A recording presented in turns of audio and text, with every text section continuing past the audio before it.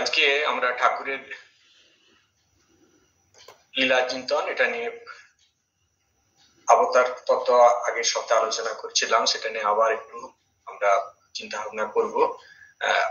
প্রথমে ভাববো যে লীলা চিন্তনের উদ্দেশ্য কি আর অবতার মানে কি, এবং শ্রীরামকৃষ্ণের যে অবতার লীলা এতে ভক্ত ভগবানের পরস্পর যে মূল্যায়ন করছে সেটা নিয়ে আমরা আলোকপাত করবো। আমরা আমাদের প্রথম মনে যাচ্ছে যে আমরা ঠাকুরের লীলা চিন্তন করছি, আমরা মা ঠাকুরের কথা রূপ অমৃত পান করছি, কিন্তু আমরা যে সবকিছু ফেলে তার গুণকীর্তন করছি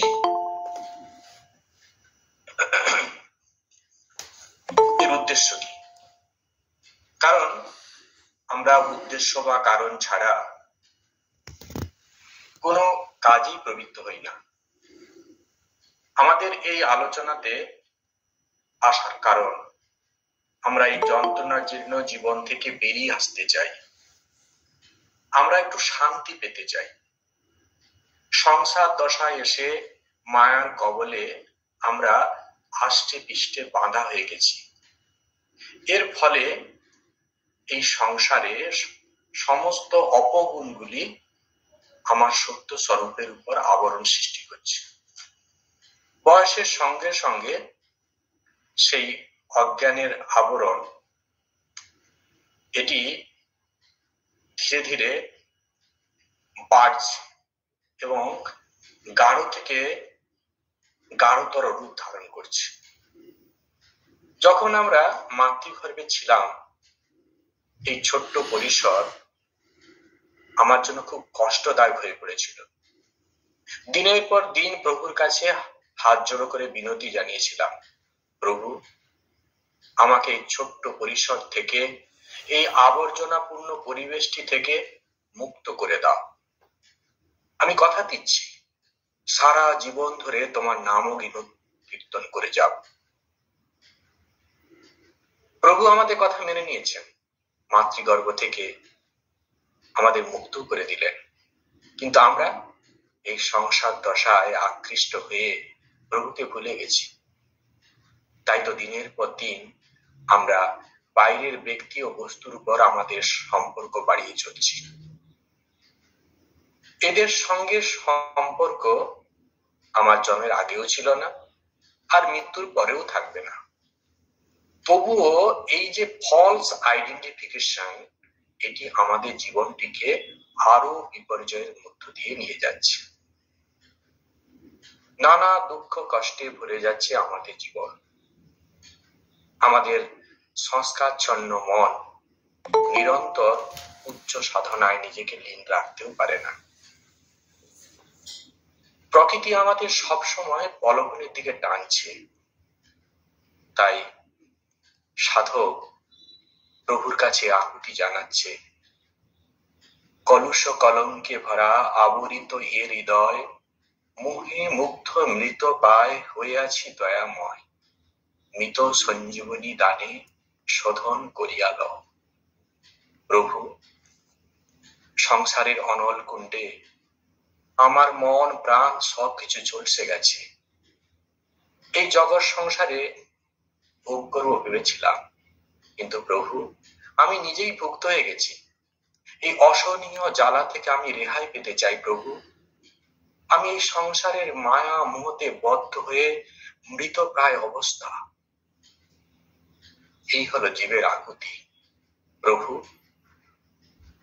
মৃত সঞ্জীবিনী দানে আমাকে এই অজ্ঞানতারূপ মৃত অবস্থা থেকে পুনর্জীবিত করো। শাস্ত্রে বলে তোমার কথা শ্রবণ, তোমার লীলা চিন্তনী একটা মৃত সঞ্জীবনী ঔষধি। একবার রাম নামে যত পাপ হরে, জীবের কি সাধ্য আছে তত পাপ করে। প্রভু তোমার নাম করে তো তেদাতে দস্যু রত্নাকর মুক্ত পুরুষ ঋষি বাল্মীকিতে পরিণত হয়েছিলেন। প্রভু তোমার লীলা কথা শ্রবণ করে দাপরে পরীক্ষিত মহারাজ মৃত্যুর পূর্বেই মোক্ষ লাভ করেছিলেন। তাই আমাদের এই দুর্দিনে প্রভু তোমার নাম তোমার লীলা চিন্তনই আমাদের একমাত্র হাতিয়ার, এই মোহের পারে যাওয়ার একমাত্র দিব্যাস্ত্র। যেখানেই প্রভুর নাম সেখানেই দিব্য ধাম তৈরি হয়ে যায়। তাই আমরা কলুষ কলঙ্কের আবরণ থেকে মুক্ত হয়ে শুদ্ধ বুদ্ধ হওয়ার আশায় তোমার নাম ও লীলা চিন্তনে ব্রতী হয়েছি। অবতার পুরুষরাও বারবার ধরাধামে এসে বদ্ধ জীবকে এটি শিখিয়ে যান। এই যে আমরা বললাম অবতার, অবতার মানে কি? অবতরণ করা। যিনি অবতীর্ণ হয়েছেন বা অবতরণ করেছেন তিনি অবতার। এখন সঙ্গে সঙ্গে দুটি প্রশ্ন উঠছে, কে অবতীর্ণ হয়েছেন, কোথা থেকে অবতীর্ণ হয়েছেন? উত্তর, ঈশ্বর অবতীর্ণ হয়েছেন। কোথা থেকে অবতীর্ণ হয়েছেন? স্বর্গ থেকে অবতীর্ণ হয়েছে? না, স্বর্গ থেকে তিনি অবতীর্ণ হননি। স্বর্গ তো আমাদেরই মনের সৃষ্টি। তাহলে কোথা থেকে তিনি অবতীর্ণ হয়েছেন? নিজের স্বরূপ থেকে অবতীর্ণ হয়েছেন, নিজের যথার্থ স্বরূপ থেকে নেমে এসেছেন, অরূপ থেকে স্বরূপে এসেছেন। এখন আবার প্রশ্ন উঠবে, ঈশ্বরের যথার্থ স্বরূপ কেমন তাহলে? ভগবান রামকৃষ্ণ নিজের মুখে বলছেন, ঈশ্বর সাকার নিরাকার, আবার সাকার নিরাকারের পার। ভক্তের কাছে তিনি সাকার, জ্ঞানীর কাছে নিরাকার, আর সমাধিস্থ যোগীর কাছে সাকার নিরাকারের পার। এই যে ঈশ্বরের অবতার লীলা, পূজনীয় স্বামী প্রেমেশানন্দজি মহারাজ খুব সুন্দরভাবে বর্ণনা করেছেন তার একটি গানের মধ্যে। অরূপ সায়রে লীলা লহরী, উঠিল মৃদুল করুণা বায়, আদি অন্তহীন অখণ্ডে বিলীন, মায়ায় ধরিলে মানব গায়। অরূপ সাগরে যেন লীলারূপ তরঙ্গ উঠছে। সেই তরঙ্গটি কেমন তাও বলা হচ্ছে, সেই তরঙ্গ শান্ত কৃপা বাতাস পূর্ণ। আসলে সেই অরূপের না আছে রূপ, না আছে আদি, না আছে অন্ত, তা তো এক অখণ্ড সত্তা। জগতের সমস্ত কিছু, এমনকি এই অরূপ সাগর, এই তরঙ্গ, সবকিছু এই অখণ্ড সত্তার মধ্যে লীন হয়ে থাকে। তবুও মায়াকে আশ্রয় করে অরূপ ধীরে ধীরে সাকার রূপ ধারণ করেছে।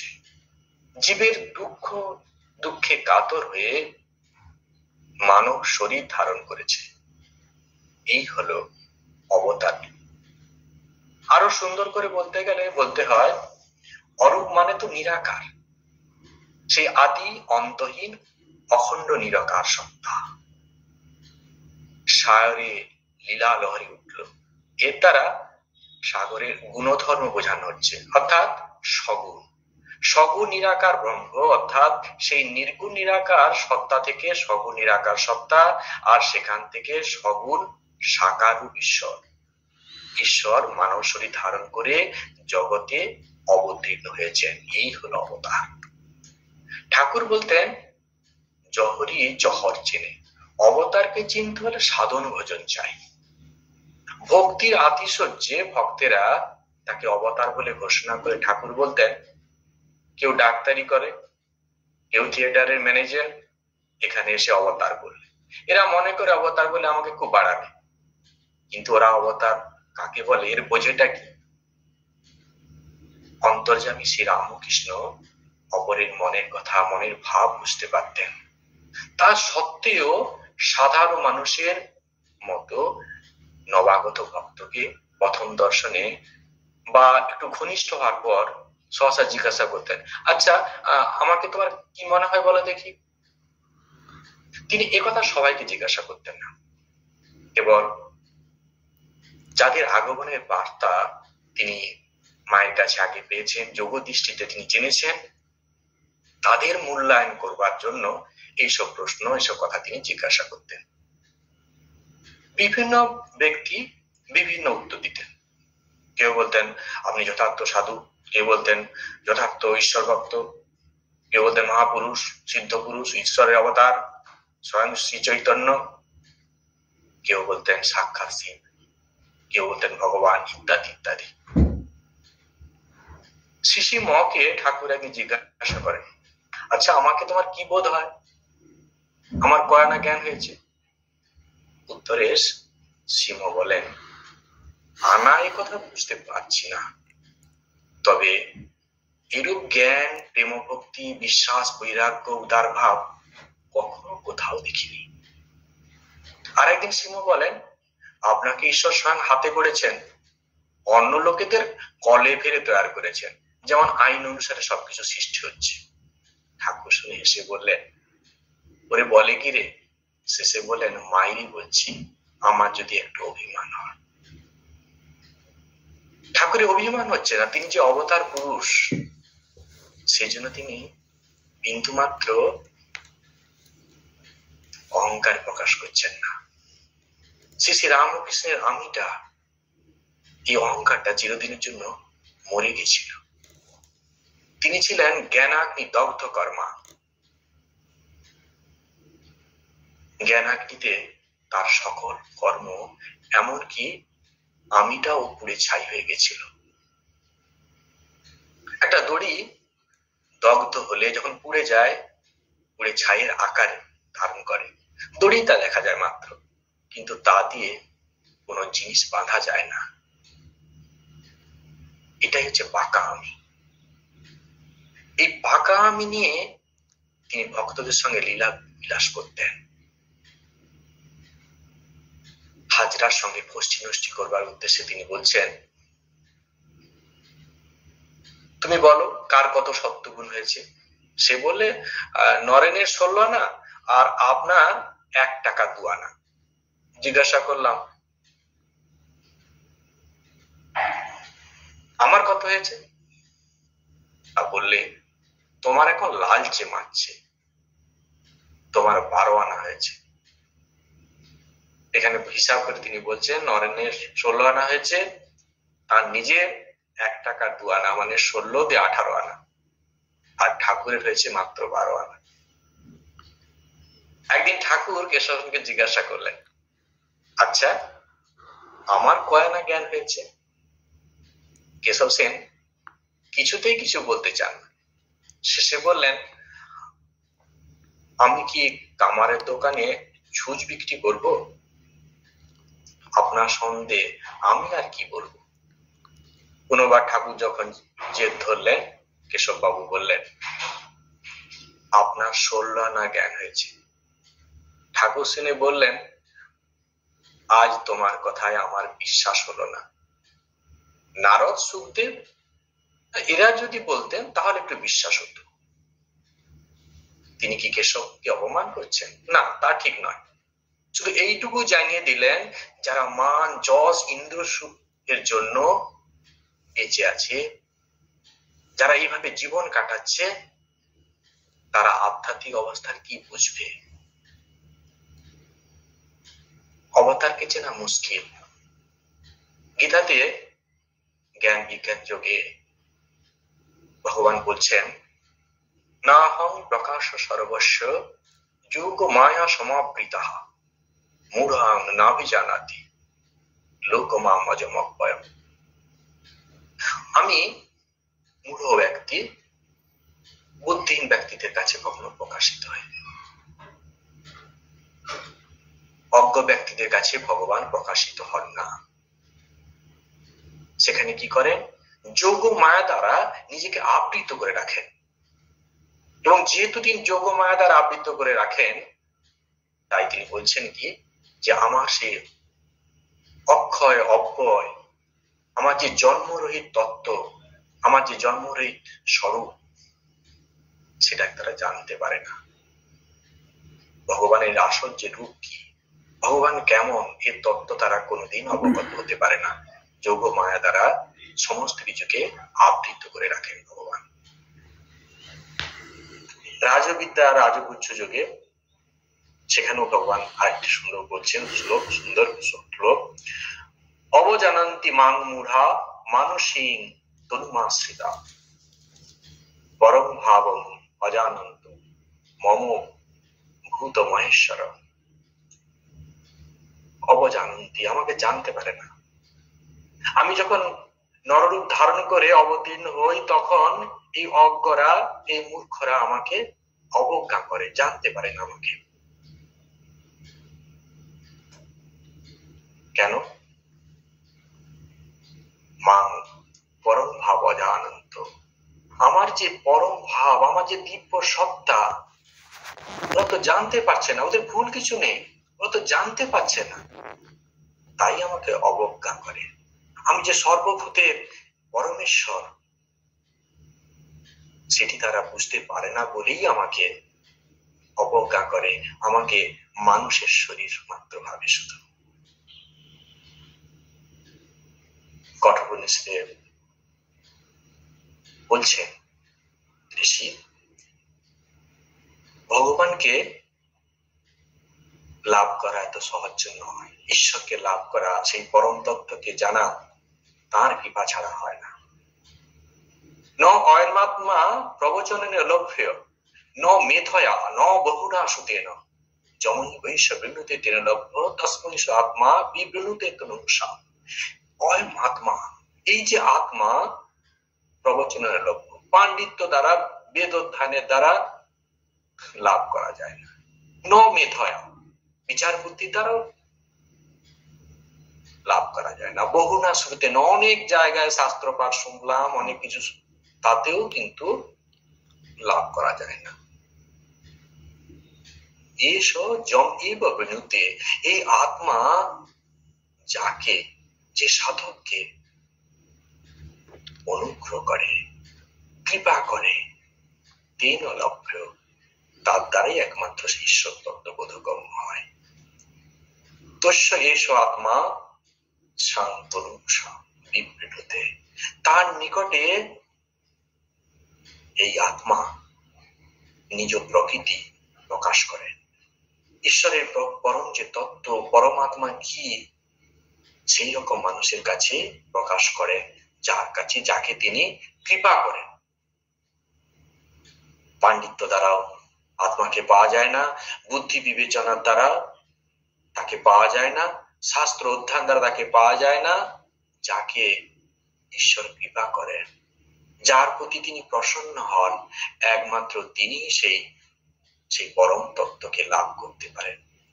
শ্রী রামকৃষ্ণ বলতেন, অন্ধকার রাতে টর্চ জ্বালিয়ে সার্জেন্ট ঘুরে বেড়াচ্ছে। কেউ সার্জেন্ট সাহেবকে দেখতে চান, তাকে অনুরোধ করতে হবে, তিনি দয়া করে তার আলো যদি তার মুখে ফেলেন, তবেই তাকে দেখা যায়। আমরা সূর্যের আলোয় যেমন সূর্যকে দর্শন করি, তেমনি ভগবত কৃপায় ভগবত দর্শন হয়। শ্রী রামকৃষ্ণ বিভিন্ন সময় বিভিন্ন ব্যক্তিকে বিভিন্ন রূপে দর্শন দিয়েছেন। এই দর্শনগুলির দ্বারা প্রমাণিত হয় তিনি ছিলেন সর্বদেবদেব ঈশ্বর। গদাধর এর বয়স তখন 7-8 বছর হবে। শ্রীমতী চন্দ্রান দেবী একদিন রাতে সন্তানকে স্তনপান করাচ্ছেন। কিছুক্ষণ পরে দেখলেন পুত্র ঘুমিয়ে পড়েছে। তার তিনি মশারির মধ্যে সন্তানকে রেখে অন্যত্র কাজে চলে গেছেন। কিছুক্ষণ পরে বিশেষ প্রয়োজনে ওই ঘরের মধ্যে প্রবেশ করে দেখলেন মশারির মধ্যে পুত্র নেই। তৎস্থলে এক দীর্ঘাকায় অপরিচিত পুরুষ শুয়ে আছে। চন্দ্রামণি দেবী চিৎকার করতে করতে বাড়ির বাইরে চলে গেলেন, স্বামীকে ডাকতে লাগলেন। তিনি উপস্থিত হলে তাকে এই কথা বলতে বলতে ভয়ে আবার সেই ঘরে প্রবেশ করলেন। দেখলেন কেউ কোথায় নেই। বালক যেমন নিদ্রা যাচ্ছিল ঠিক তেমনি নিদ্রা আছে। শ্রীমতী চন্দ্রা তাতেও কিন্তু ভয় দূর হলো না। তিনি পুনঃ পুনঃ বললেন, নিশ্চয় কোনো দেবতা এই ঘরে প্রবেশ করেছে, কারণ আমি স্পষ্ট দেখেছি পুত্রের স্থলে এক দীর্ঘাকায় পুরুষ শয়ন করে আছে, আমার কিছু মাত্র ভ্রম হয়নি। তখন ক্ষুদিরাম তাকে আশ্বাস দিচ্ছেন, কিন্তু তিনি শুনবেন কি করে? বলছেন, না, একজন বিজ্ঞ রোজা ডেকে আনো, দেখাতে হবে, যাতে আমার পুত্রের না কোনো ক্ষতি হয়। মনে হয় আমার পুত্র অনিষ্ট করবে, সেই জন্য অপদেবতা এখানে ঢুকেছে। ক্ষুদিরাম আবার বোঝাচ্ছে, যে পুত্র জন্মের পূর্বে আমরা নানা রকম দিব্য দর্শন লাভে ধন্য হয়েছি, তার সম্বন্ধে এরূপ দেখা বিচিত্র বিষয়। আর তার থেকেও বড় কথা, স্বয়ং রঘুবীর এখানে অবস্থান করছে। রঘুবীর থাকতে থাকতে আমাদের সন্তানের কোনো ক্ষতি হওয়ার সম্ভাবনা নেই। হলদারি ছিলেন পণ্ডিত, বাকসিদ্ধ, ঠাকুরের ক্ষুল্ল তাতজ্যেষ্ঠ ভ্রাতা। শ্রীরামকৃষ্ণের দিব্য উন্মত্ততা বুঝতে না পেরে হলধারী ঠাকুরকে অবজ্ঞা চোখে দেখতেন। আবার কখনো কখনো ঠাকুরকে ঐশ্বরিক আবেশের, ঠাকুরের মধ্যে ঐশ্বরিক আবেশ দেখে মোহিত হয়ে যেতেন। একদিন তিনি হৃদয়কে বলেন, তুমি নিশ্চয়ই নতুবা এত। ঠাকুর বলতেন, আমার পুজো দেখে মোহিত হয়ে হলধারী কতদিন বলেছে, রামকৃষ্ণ এইবার আমি তোকে চিনেছি। তাতে কখনো কখনো আমি রহস্য করে বলতাম, দেখো আবার যেন গোলমাল হয়ে না যায়। সে বলতো, এবার আর কোনো তোর ফাঁকি দেওয়ার কোনো জোর নেই, তোতে নিশ্চয়ই ঈশ্বরীয় আবেশ আছে। এবার একেবারে ঠিক ঠিক বুঝেছি। শুনে বলতাম, আচ্ছা দেখা যাবে। অনন্তর মন্দিরের দেব সেবা সম্পন্ন করে একটি নশ্বর হয়ে হলধারী যখন শ্রীমদ ভাগবত, গীতা বা আধ্যাত্ম রামায়ণাদি শাস্ত্র বিচার করতে বসত, তখন অভিমানে ফুলে উঠত, একেবারে অন্য লোকে যেত। আমি তখন সেখানে উপস্থিত হয়ে বলতাম, তুমি শাস্ত্র যা যা পড়ছ সেসব অবস্থা আমার উপলব্ধি হয়েছে, আমি ওসব কথা বুঝতে পারি। শুনিয়া সে বলিয়া উঠিত, হ্যাঁ গণ্ড মূর্খ, তুই আবার এসবের কথা কি বুঝবি? আমি বলতাম, সত্য বলছি নিজের শরীরকে দেখিয়ে। এর ভেতরে যে আছে সে সকল কথা বুঝিয়ে দেয়। এই যে তুমি কিছুক্ষণ পূর্বে বললে এর ভেতরে ঈশ্বরের আবেশ আছে, সেই সকল কথা বুঝিয়ে দেয়।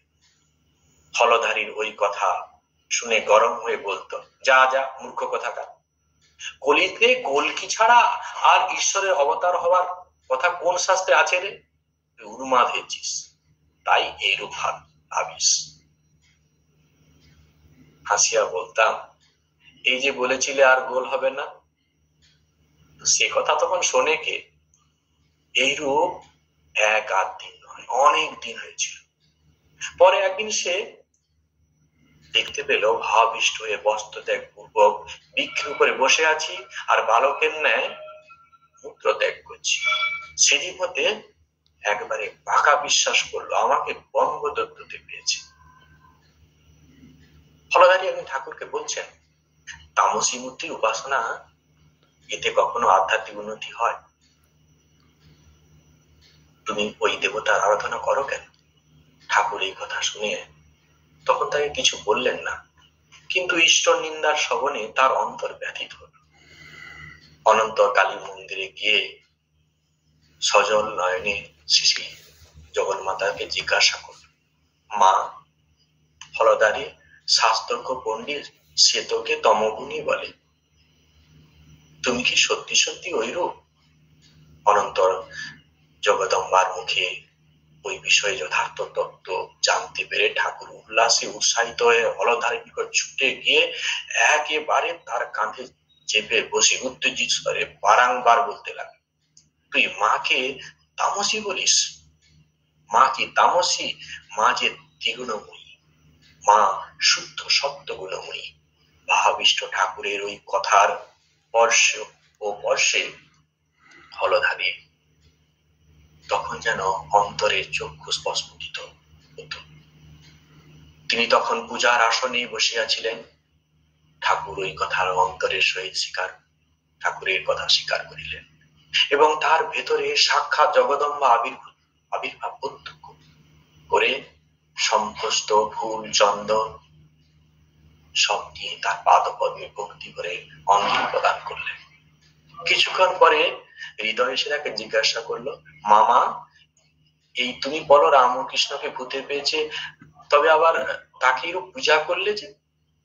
হলধারী বললেন, কি জানি হৃদু, কালীঘরতে ফিরে শেষে আমাকে কি যে একরকম করে দিলে, আমি সব ভুলে তার ভেতরে সাক্ষাৎ ঈশ্বরের প্রকাশ দেখতে পেলাম। কালী মন্দিরে যখনই আমি রামকৃষ্ণের কাছে যাই তখনই আমাকে ওইরূপ করে দেয়। কি এক চমৎকার ব্যাপার, কিছুই বুঝতে পারি না। স্বামী বিবেকানন্দ প্রথম কালী মানতেন না, কিন্তু ঠাকুর তাকে বলেছিলেন, আজ মানছিস না, পরে তুই মায়ের গোলাম হবি। এবং পরিশেষে তিনি স্বামীজিকে মা কালীর কাছে সমর্পণ করেন। একদিন কথা প্রসঙ্গে স্বামীজি নিবেদিতাকে বলেন, অদূর ভবিষ্যতে শ্রী রামকৃষ্ণ পরমহংসকে মা কালীরই অবতার বলবে, এরকম মনে করছো? হ্যাঁ, আমারও মনে হয় একথা নিঃসন্দেহে সত্যি। মা তার নিজের প্রয়োজন সিদ্ধির জন্যই শ্রী রামকৃষ্ণের শরীরে আবির্ভূত হয়েছিলেন। ব্রহ্মানন্দের লীলা কথাতে আছে, স্বামী ব্রহ্মানন্দজি ঠাকুরের কাছে যাতায়াত করেন। বারাণসীর ঘোষ স্ট্রিটে থেকে ঠাকুরের কাছে তিনি আসেন।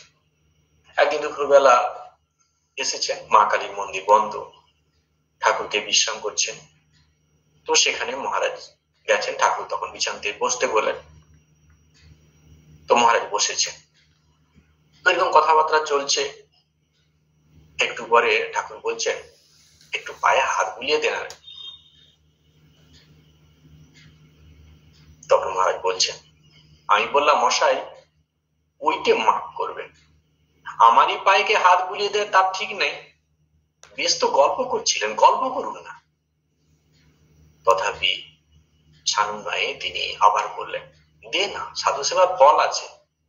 দু তিনবার বলার পর পায়ে হাত দিতে অবাক কাণ্ড, আমি তো দাহ্য, লোকটা কি ভৌতিকই জানে, সাদা চোখে দেখলুম মা কালী 7-8 বছরের মেয়ে রূপে তীর বেগে ঘরে ঢুকলেন। ওর তক্ত বসে চারধারে কয়েক পাক ঘুরপাক খেলেন, পায়ে মল বাজছে, শেষে ওর বুকে মিলিয়ে গেলেন। মুচকি হাসতে হাসতে তিনি বললেন, দেখলি হাতে হাতে সাধু সেবার ফল। 1885 সালের শেষে শ্রীরামকৃষ্ণ চিকিৎসার জন্য, তখন ঠাকুরের গলরোগে আক্রান্ত হয়েছেন, চিকিৎসার জন্য শ্যামাপুকুরে যান। এবং কালী পূজার আগের দিন ঠাকুর কয়েকজন ভক্তকে বললেন, পূজার উপকরণ সকল সংগ্রহ করে রাখিস, কাল কালী পুজো করতে হবে। ভক্তেরা তার ওই কথায় আনন্দিত হয়ে যথারীতি পুজো জিনিসগুলি জোগাড় করলো।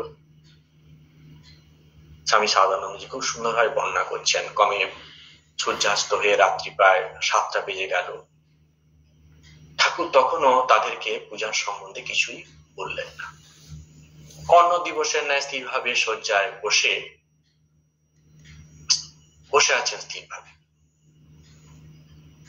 ঠাকুরকে এইভাবে দেখে তার সন্নিকটে পূর্ব দিকে কতটা স্থান তারা পরিষ্কার করে সমস্ত পূজার দ্রব্যগুলি তারা একে একে আনতে লাগলো। দক্ষিণেশ্বরে অবস্থান করলে তারা দেখেছেন যে গন্ধ, পুষ্প, এই পূজা উপকরণ এগুলো সব দিয়ে ঠাকুর কখনো কখনো আপনাকে পুজো করতেন। ভক্তগণের কেহ কেহ ইহা দেখেছে। কবে সকল উপকরণ আনয়ন করা হলো, ধূপ দ্বীপ সকল প্রজ্বলিত হলো, গৃহ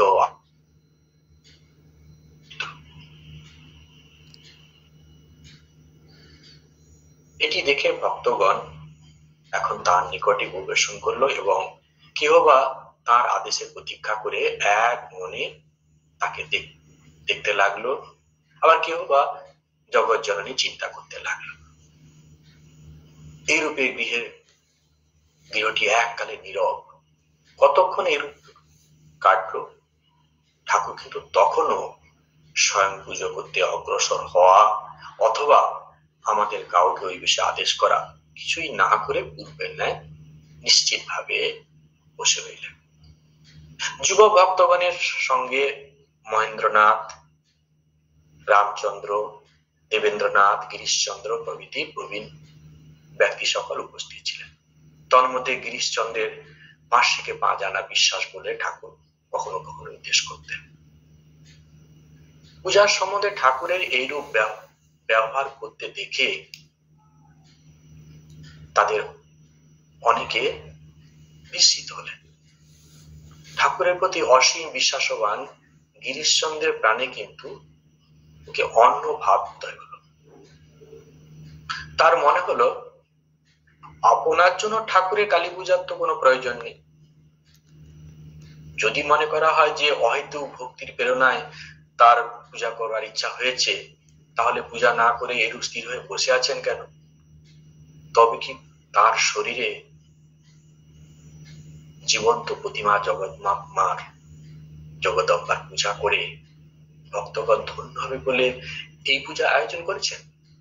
নিশ্চয়ই তাই। এইরূপ ভেবে তিনি উল্লাসে অধীর হলেন এবং সম্মুখস্থ পুষ্প চন্দন সহসা গ্রহণ পূর্বক জয় মা বলে ঠাকুরের পাদপদ্মে অঞ্জলি প্রদান করলেন। ঠাকুরের সমস্ত শরীর এতে শিহরে উঠল এবং তিনি গভীর সমাধিমগ্ন হলেন। তার মুখমণ্ডল জ্যোতির্ময় এবং দিব্য হাস্যে বিকশিত হয়ে উঠল। হস্তদয় বরাভয় মুদ্রা ধারণ পূর্বক তাতে জগদম্বার আবেশ এর পরিচয় প্রদান করলেন। এত অল্পকালের মধ্যেই এই সকল ঘটনা উপস্থিত হলো যে পার্শ্ববর্তী ভক্তগণের অনেকে ভাবলো ঠাকুরকে এরূপ ভাবাবিষ্ট হতে দেখেই গিরিশ বুঝি তার পাদপদ্মে শরীর অবলম্বন করে জ্যোতির্ময় দেব প্রতিমা সহসা তাদের সম্মুখে আবির্ভূত হয়েছে। কাশীপুরের বাগানে ঠাকুর খুব যখন অসুস্থ, শিশিমা কাত হয়ে পড়েছে, এমন সময় দেখেন সেই কালো মেয়ে এত বড় চোর এসে কাছে বসলেন। মা বললেন, ও মা তুমি? মা কালী, হ্যাঁ, এই দক্ষিণেশ্বর থেকে এলুম। আরো সব কি কথা হলো। এরপর সীমা দেখলেন ওই কালো মেয়েটি ঘাড় বাঁকিয়ে আছে। দেখে জিজ্ঞাসা করলেন, তুমি ঘাড় মাথা অমন বাঁকিয়ে রয়েছে কেন? মা কালী বললেন, গলায় ঘায়ের জন্য। সীমা, ও মা, ওর গলায় ঘা হয়েছে, তোমারও হয়েছে? মা কালী, হ্যাঁ, এই রূপে ঠাকুরও তিনি যে এক, ইয়া মাকে বুঝিয়ে দিলেন। ঠাকুরের দেহান্তর ক্ষণে, ও মা কালী, তুমি আমাদের ফেলে কোথায় গেলে গো বলে শ্রীসীমা কন্দন করছেন। স্বামী সারদানন্দ লীলা প্রসঙ্গে বৈকুণ্ঠনাথের ঠাকুরের ভেতরে শিব দর্শন প্রসঙ্গে বিস্তারিত লিখেছেন। আর বৈকুণ্ঠনাথ নিজে তার শ্রীরামকৃষ্ণ লীলামৃত গ্রন্থে এই ঘটনাটি লিখছেন। ঠাকুর বৈকুণ্ঠনাথকে বলছেন, দেখ, এক সময় বামনি মানে ভৈরবী, বৈষ্ণব চরণ, গৌরী পণ্ডিত, বর্তমানের রাজসভার পণ্ডিত পদ্মলোচন আমাকে অবতার করছিল। এখন গিরিশ, রাম, মনমোহনও আমাকে অবতার বলে। শুনে শুনে অবতারকে ঘৃণা হয়ে গেছে। আচ্ছা, আমাকে তোর কি বোধ হয়? সে বলল, যারা আপনাকে অবতার বলে তারা ইতর। ঠাকুর স্থিত মুখে বললেন, ও মা, ওরা সব অবতার বলে আমাকে কত বড় করলে, আর তুই তাদের ছোট লোক বলছিস? যুবক বৈকুণ্ঠনাথ বলল, আমার ধারণায় অবতার পূর্ণ নয়, অংশ মাত্র। ঠাকুর বললেন, ঠিক বলছিস, তবে তোর কি বোধ হয়? সে জানালো, আপনি সাক্ষাৎ শিব, অংশ নয়েন। কারণ আপনার উপদেশ মতো জগৎগুরু শিবের ধ্যান করতে গেলে এক আধ দিন নয়, বহুদিন ধরে শিবের স্থানে আপনাকে দেখে দৃঢ় ধারণা হয়েছে আপনি সেই সত্যং শিবং সুন্দরং শিব। তোর ভাবে তুই ঠিক, ঠাকুর বলছেন, কিন্তু আমি তার লোমের যোগ্য নেই বলে ঠাকুর উচ্চ হাস্য করতে লাগলো। অবৈধানন্দজি মহারাজ এই ঘটনাটি বলছেন 1885 খ্রিস্টাব্দে এপ্রিল মাসে। প্রথমে ঠাকুরের তো গলার ব্যথা, তো গোলাম্মা, লাটু মহারাজ আর অবৈধানন্দজি কালী মহারাজ কলকাতাতে দুর্গাচরণ ডাক্তারের সঙ্গে পরামর্শ করবার জন্য নিয়ে গেছেন। তিনি যথাযথ ব্যবস্থাটি করে দিয়েছেন, ঠাকুর কি ওষুধ খেতে হবে, কি করতে হবে সবকিছু বলেছেন। তারপর ফিরছেন, তো আইরিটোলার ঘাট হতে নৌকা নিয়ে কি করছেন, দক্ষিণেশ্বরের দিকে ফিরছেন। বেলা প্রায় 2:30 হয়ে গেছে, কারো কিছু খাওয়া হয়নি। ঠাকুর অত্যন্ত ক্ষুধার্ত। তিনি মাঝিকে বরানগরের প্রামাণিক ঘাটের নৌকাকে ভিড়াতে আদেশ করলেন। সেখানেতে বাজার অত্যন্ত নিকটে, সুতরাং দোকান হতে কিছু জল খাবার ক্রয় করে আনার জন্য তিনি এই কালী মহারাজকে আদেশ করলেন। গোলাম্মার নিকটে 1 আনা মাত্র পয়সা ছিল। সেই পয়সা নিয়ে তিনি কি করলেন, বাজার হতে ঠোঙায় করে ছানার মুরগি নিয়ে এলেন এবং পরমার্শকে দিলেন। ছানার মুরগি পেয়ে ঠাকুর কি করছেন, সমস্তটাই তিনি খেয়ে ফেলছেন। তারপরে কি করছেন, ঠোঙাটাকে গঙ্গাতে ফেলে দিয়েছেন, হাত ধুয়ে নিলেন, তারপরে অঞ্জলি অঞ্জলি করে সে গঙ্গা থেকে জল খাচ্ছেন। আর কিছুক্ষণ পরে ঢেকুর তুললেন। এদিকে এরা তো ক্ষুধার্ত, ঠাকুর তো একবার বলছেন না। গোলাম্মাকে নাই বা বলো কিছুটা বয়স, তিনি ঠিক আছে, কিন্তু লাটু মহারাজ আর কালী মহারাজ, অবৈধানন্দজি, এরা তো অল্প বয়সী ছোকরা, তো এদেরকে ঠাকুর কিছু বলছেন না যে একটু খা, নিজে সমস্ত খেয়ে নিলেন। কিন্তু অদ্ভুত ব্যাপার, যে মুহূর্তে ঠাকুর ঢেকুর তুলছেন, ওনারা বুঝতে পারছেন ওনাদের কিন্তু আর খিদা নেই।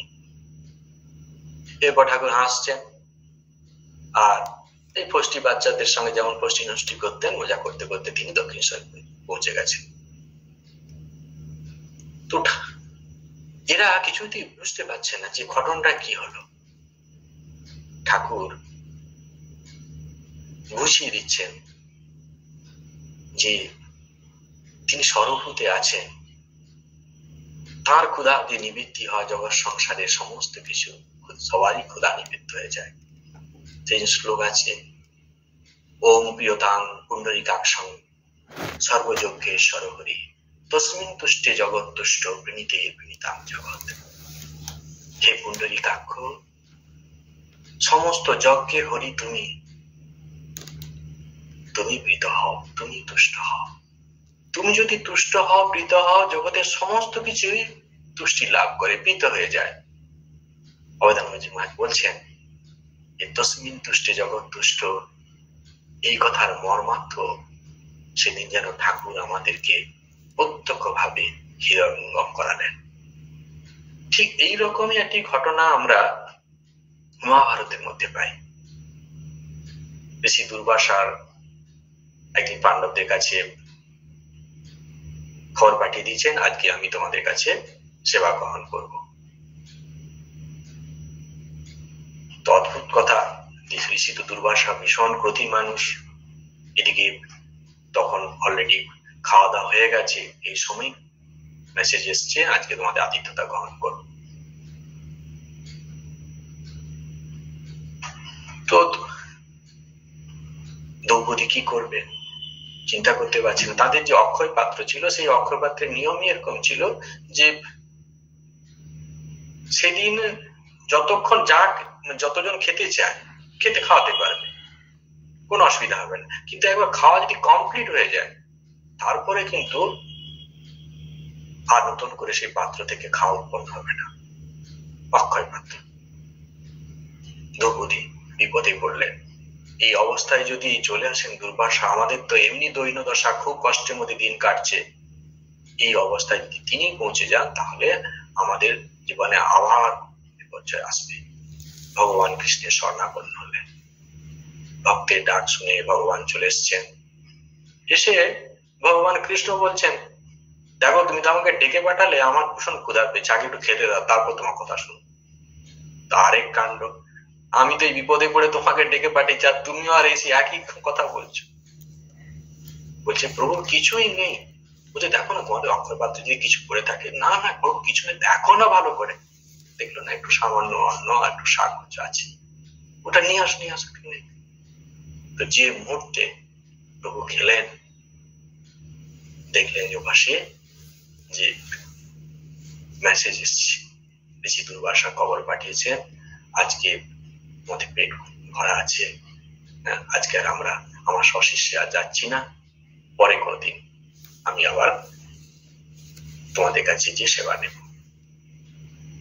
তস্মিন তুষ্টে জগৎ তুষ্ট। ভগবান যদি একবার প্রীত হন, তিনি সন্তুষ্ট হলে জগতে আর কাউকে তুষ্ট করার দরকার নেই, আর কাউকে খুশি করার দরকার নেই। সর্ব অবস্থায় আমাদের যেন এই ভাবনাটি থাকে, আমাদের ঈশ্বরের তুষ্টি বিধানেই আমাদের সমস্ত কিছু তুষ্টি হয়ে যায়। শরৎচন্দ্র চক্রবর্তী খুব সুন্দর একটি গান লিখছেন, জয় রামকৃষ্ণ বলো আমার মন, যুগ অবতার যিনি পূর্ণ ব্রহ্ম নারায়ণ, জীব দুঃখেতে কাতর ধরি নর কলেবর, বারংবার অবতার জগত ঈশ্বর, এবার মাধুর্য ঘন মূরতি জিত কামিনী কাঞ্চন, পূর্ব অবতার এলো কলাম সে যাহার, স্বয়ং সে দক্ষিণেশ্বরে এসেছে এবার, ওরে চক্ষু মিলে চেয়ে দেখো পাবে রে নবজীবন। এবার প্রভু রাম অবতারের মতো ধনুর্বাণ হাতে ধরেননি, কিংবা কৃষ্ণ অবতারের মতো গদাও হাতে নেননি। এবার প্রেমসী দিয়ে জগতের প্রত্যেকটি মানুষকে আপন করে নিয়েছেন। এই হলো শ্রীরামকৃষ্ণ অবতারের বিশেষ বৈশিষ্ট্য। তাই তার এই ঐশ্বর্যবিহীন লীলা, এটি সবার পক্ষে বোঝা সম্ভব নয়, কারণ তার মধ্যে কোনো দিব্যতা প্রকাশ পাচ্ছে না। এই ঐশ্বর্যবিহীন লীলার জন্য সবার পক্ষে তার এই দিব্য জীবন বোঝা সম্ভব নয়, তার অবতারত্ব সম্বন্ধেও সবার জ্ঞান হওয়া সম্ভব নয়। আজকে প্রভুর কাছে আমাদের প্রার্থনা, তার পাদপদ্মে আমাদের নিবেদন, প্রভু তুমি কৃপা করে নিজেকে প্রকাশ না করলে আমরা কোনোভাবেই তোমাকে বুঝতে পারবো না, ধরতে পারবো না। তুমি তোমার নিজ গুণে আমাদের ভুল ত্রুটি সমস্ত কিছু ক্ষমা করে আমাদের মধ্যে সেই দিব্য ভাবের উন্মেষ ঘটাও, আমাদের মনকে পবিত্র করে দাও, বৃদ্ধির পারে নিয়ে যাও, যাতে আমরা তোমার সেই দিব্য স্বরূপকে উপলব্ধি করে আমাদের জীবনকে ধন্য করতে পারি। আজকে এই পর্যন্ত। জননীং শারদাং দেবীং রামকৃষ্ণং জগদ্গুরুং পাদপদ্মে তয়শ্রিত্বা প্রণমামি মুহুর্মুহুঃ। সুখে রাখুন, শান্তিতে রাখুন। জয় ঠাকুর, জয়।